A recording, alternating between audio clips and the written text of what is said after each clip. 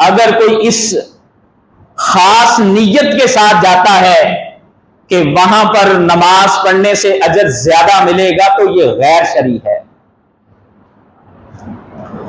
اللہ رب العالمین نے ان جگہوں کو جو خاص مقام اور فضیلت عطا فرمائی،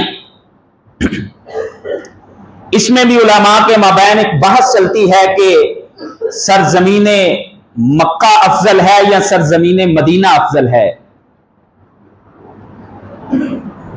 مکہ مکرمہ اللہ کی زمین کا وہ حصہ ہے کہ جہاں مسلمانوں کے دین اسلام کے ایک رکن